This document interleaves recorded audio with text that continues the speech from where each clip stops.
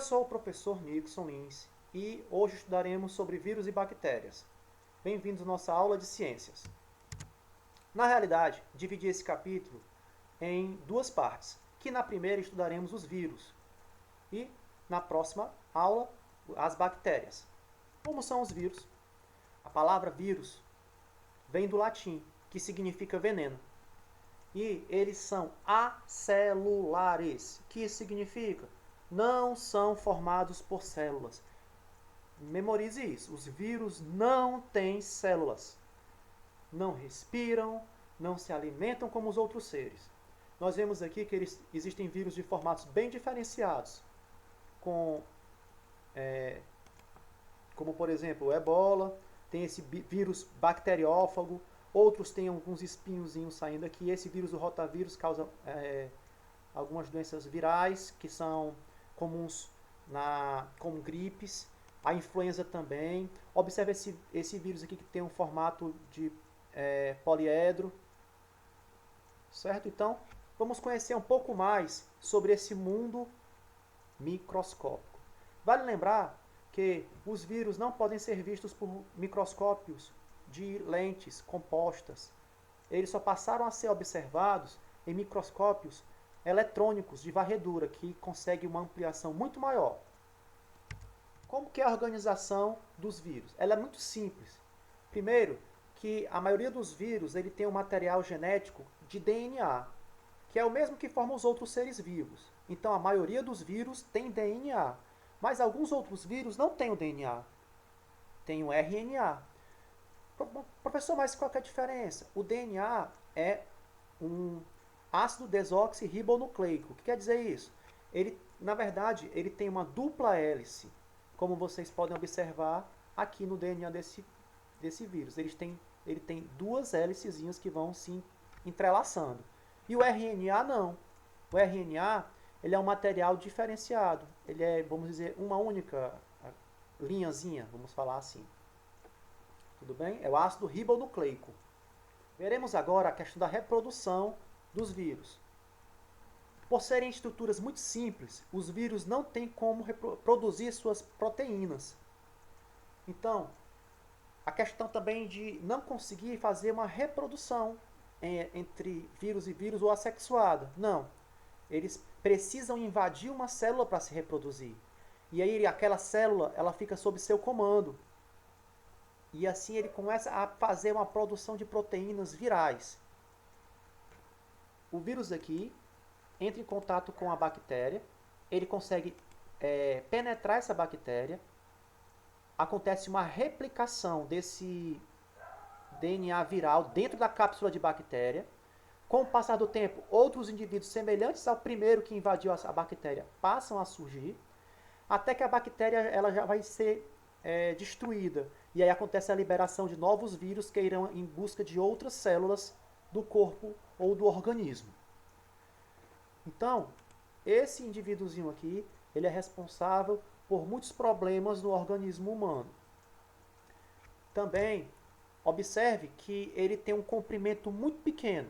As bactérias, como você pode ver, elas têm cerca de meio micrômetro, até mesmo 1 micrômetro de comprimento. Já o vírus, ele chega a ser até 10 vezes menores que esse micrômetro. Então o vírus aqui é 0,1 micrômetro de comprimento. Por ser tão pequeno, é como se você comparasse a milésima parte do milímetro. É 1 milímetro dividido em 1000 partes. Só para ter uma ideia. Então a reprodução de alguns tipos de vírus se dá dessa forma, de maneira a invasão dessas bactérias. E as nossas defesas naturais? Primeiro, eles são parasitas intracelulares. Eles dominam as células e as utilizam em seu benefício próprio. Podem causar infecções, como por exemplo, infecção pulmonar, também chamada infecção respiratória baixa. Acontece quando algum tipo de fungo, vírus ou bactéria ela consegue se multiplicar nos pulmões, causando inflamação e levando ao aparecimento de alguns sintomas como a febre, a tosse, catarro, dificuldade de respirar, por exemplo. Defesa é feita pelos anticorpos, que se ligam aos invasores e ajudam a destruí-lo. todos os anticorpos são específicos. Observe, esse é o anticorpo e esse é o antígeno. Esse anticorpo é específico para conectar esse tipo de antígeno, como aconteceu aqui embaixo. Esse redondo conecta aqui, como aconteceu aqui embaixo, e aqui o quadrado. Então, o vírus da gripe desse ano é um tipo. O vírus da gripe do ano passado já vai ter um tipo de anticorpo diferente. Por isso que todos os anos temos que nos vacinar, porque o vírus acaba mudando o seu antígeno e aí não conecta mais. Não vai ter um anticorpo para conectar e combater aquele invasor. Então, para ficar bem claro, esse aqui é o antígeno e esse aqui é o anticorpo. A reação do organismo não é instantânea. Vai levar um tempo para que o organismo perceba que foi invadido por micro-organismos. Existem os linfócitos B, o linfócito T, que ajudam nessa defesa do organismo. Veremos isso em aulas posteriores. A produção de anticorpo também não é instantânea. Vai levar um tempo para que aquele anticorpo possa ser produzido pelo próprio organismo. Porque o nosso organismo tem essa capacidade de produzir a defesa. Aqui está o exemplo do sarampo que eu trouxe para vocês. O Brasil ele praticamente erradicou o sarampo, mas aí ele tem voltado nos últimos anos. Então, a pessoa, depois de curada, vai produzir células no corpo dela que vão guardar uma lembrança desse invasor. E quando esse invasor ele retorna para o organismo, ele não consegue mais se reproduzir, porque já tem uma defesa pronta, estabelecida no nosso organismo. Isso pode acontecer de duas formas. Ou porque a pessoa já ficou doente com sarampo e se curou, reagiu, o seu organismo produziu esses anticorpos, ou tomou a vacina que estimulou a produção desses anticorpos. Chegamos agora para ver como a ciência ela ajuda a defesa do nosso corpo. Então, a vacina ela é uma espécie de prevenção contra o vírus. Então, ninguém vai tomar uma vacina para ficar curado do problema que já tem. Não é assim que funciona. A pessoa se vacina antes para que o corpo possa produzir os anticorpos necessários para quando ele for invadido posteriormente, por um invasor viral, ele consiga se livrar daquele indivíduo. Então, partes de micro-organismos, como é que ela é feita, né? Ou antígenos, são micro-organismos mortos ou atenuados, entenda por atenuados, micro-organismos modificados por produtos químicos, como calor e outros procedimentos, que não estão mais ativos. Aí o corpo ele passa a produzir a própria defesa, fortalecendo o organismo daquela pessoa que foi vacinada, com esses anticorpos específicos. A figura ao lado mostra de alguém que teve poliomielite. Que é a poliomielite? É a paralisia infantil. Talvez você não veja com muita frequência pessoas com paralisia infantil nos dias de hoje. Isso por quê? Porque houve campanhas de vacinação em massa no passado, onde as pessoas elas eram, de certo modo, obrigadas a levar seus filhos para se vacinar e vacinarem a si mesmas. Porque a poliomielite, embora seja uma doença que ataque muitas crianças, também ataca pessoas na fase adulta, caso não estejam vacinadas. Então, ela não existe um tratamento específico ou uma medicação para essa doença.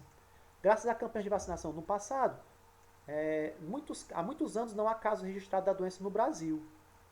Mesmo assim, a vacinação continua sendo necessária. Mas por que, professor? Porque o vírus ainda existe em outros países e ele pode chegar ao território brasileiro. E se chegar até nós, já vamos estar imunizados. E os soros? Como é que funciona?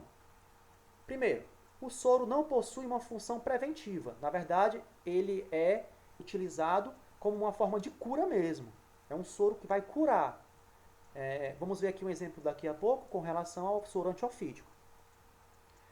É um tratamento rápido, ou seja, quando não é possível esperar que o organismo reaja sozinho àquele invasor, àquele veneno, vamos dizer assim. Por exemplo, a peçonha da cobra pode causar paralisia, inclusive no coração, no sistema cardiorrespiratório, causando a morte do indivíduo. Então, para que isso não aconteça, eles são levados aos postos de saúde, aos hospitais e tomam um soro antiofídico, que foi desenvolvido e descoberto por um brasileiro chamado Vital Brasil. Mas esse soro ele é só momentâneo. para aquele caso específico, naquele momento. Depois de um tempo, o organismo vai se livrar daquela substância química e você pode estar suscetível novamente a picadas de cobra novamente. Então ele vai neutralizar essas substâncias tóxicas. Vamos entender como que o soro é feito, como que ele é produzido. Veja a ilustração. Primeiro, retira-se o veneno da cobra. A cobra vai inocular veneno num recipiente, que vai ser feito isso por um cientista especializado. Em segundo lugar, vai se injetar pequenas doses desse veneno no cavalo, em intervalos de 5 dias. Depois, passados 30 dias, a cada 5 dias ele vai ser colocado pequenas doses desse veneno no cavalo. O sistema imunológico desse animal vai criar anticorpos que neutralizam a ação do veneno. Então, eles retiram cerca de 6 a 8 litros de sangue do cavalo no intervalo de até 2 dias, 48 horas. Eles vão retirar entre 6 e 8 litros de sangue desse animal. Por que o sangue, professor? Porque o sangue desse cavalo ele vai ter uma coisa muito importante, que é o plasma. O plasma é uma solução rica em sais minerais, também proteínas, hormônios e o que nós estamos mais interessados? Anticorpos. As hemácias, que são os glóbulos vermelhos, são desenvolvidas pelo animal. Por meio de um processo de centrifugação, é retirado o fibrogênio, ou seja, a principal proteína do plasma. Assim acaba se transformando em soro, vai ser envasado, distribuído para os hospitais, como você pode ver aqui as ampolazinhas. Então, do soro vai ser produzido do sangue desse animal, onde tem anticorpos que foram produzidos por ele, né, nesse período todo de 30 dias. E ao ser picado pela cobra, você vai receber uma parte dessa dosagem do soro e vai salvar a sua vida. Agora, vamos ver como o vírus ele acaba interferindo na nossa saúde. Você certamente já ouviu falar essa palavrinha aqui, ó. Epidemias. Sim, epidemias se espalham rapidamente e atingem grande número de pessoas em uma região. Mas o momento que estamos passando agora não é de epidemia. É um momento diferente. Também não é uma endemia. O que é uma endemia? É quando a doença ela persiste por vários anos em uma região e afeta um número relativamente grande de pessoas. Agora sim, nós estamos em uma pandemia. A pandemia é quando a doença se espalha por muitos lugares do planeta em curto espaço de tempo, que é o exemplo do que aconteceu aqui, que com a chegada do novo coronavírus, que causa a doença chamada Covid-19. Esse vírus é o que você pode observar aqui na figura, tem essa característica. Ele é muito pequeno e tem alta taxa de contágio. Ele causa infecções, inclusive pulmonares. E tem muitas outras complicações também com pessoas que têm outros tipos de comorbidades. Não só para prevenir contra a Covid-19, mas também com a prevenção também para outros tipos de doença, como H1N1, H2N3 e a gripe mesmo sazonal que nós temos com mais frequência aqui, é a utilização de água e sabão para a higiene das mãos. Também evitar o contato com pessoas contaminadas. A dengue. A dengue é uma virose causada por um vírus transmitido pela picada desse rapazinho aqui que você encontra aqui ao lado, ó. Pretinho com listinhas brancas. É o Aedes aegypti.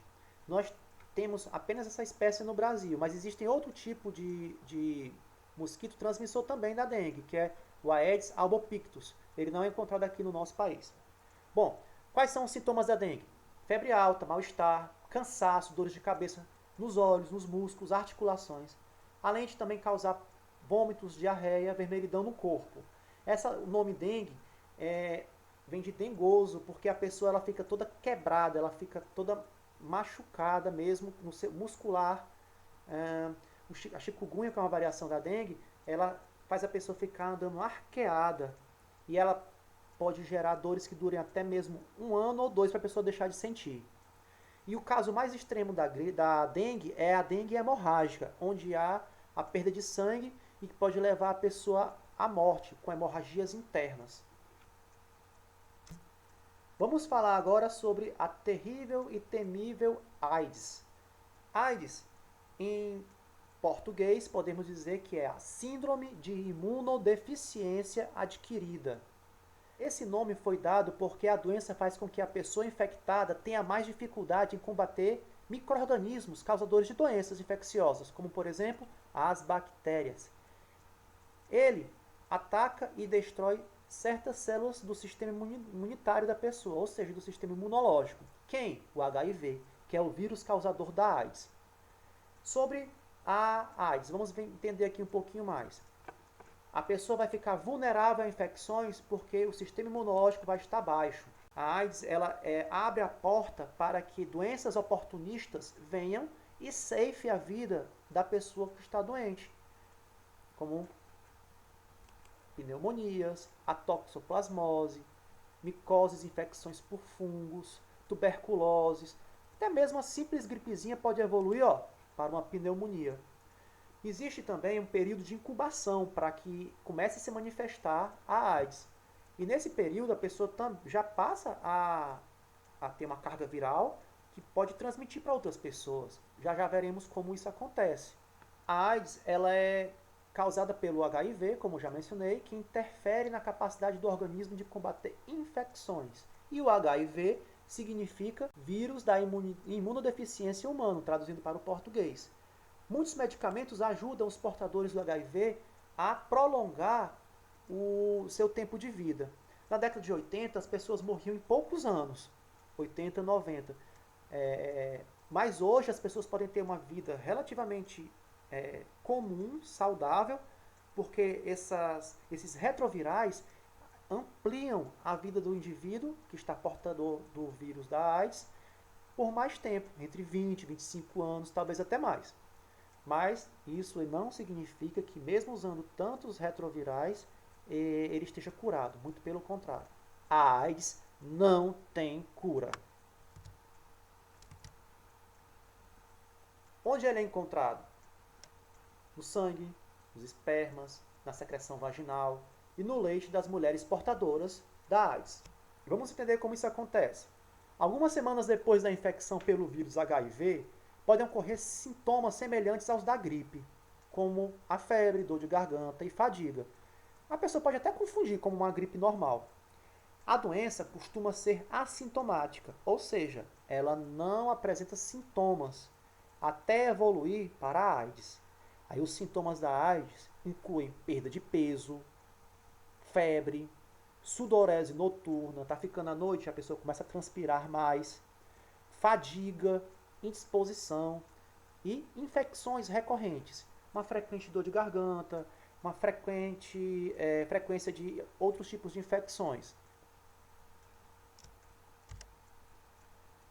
Então, a relação sexual, a transfusão de sangue, compartilhamento de seringas e agulhas contaminadas durante a gravidez, do momento do parto ou da amamentação e objetos cortantes contaminados fazem com que esse vírus sejam transmitidos de uma pessoa para outra. Vale salientar: relação sexual sem o uso do preservativo ou camisinha. A única forma de evitar a contaminação do vírus HIV é com a utilização da camisinha. O indivíduo ele pode fazer um teste de sangue para saber como está a sua saúde. Antes de fazer, inclusive, a transfusão de sangue, o Hemoce, ele faz o teste do sangue dos indivíduos. Porque quando era na década de 70 e 80, quando não se entendia muito bem sobre essa doença, muitas pessoas foram contaminadas na transfusão de sangue. Mas isso já não acontece nos dias de hoje. Pessoas que compartilhavam seringas também estão entre as pessoas que contraíram muito a AIDS. Uma mulher gestante descobre que está com AIDS. Então, o filho dela vai nascer com AIDS. Hoje é possível fazer o isolamento para que o vírus não chegue até a criança. E ela pode ser uma criança sadia, filha de pais soropositivos. Na próxima aula, com o estudo das bactérias. Muito obrigado a todos e até a próxima.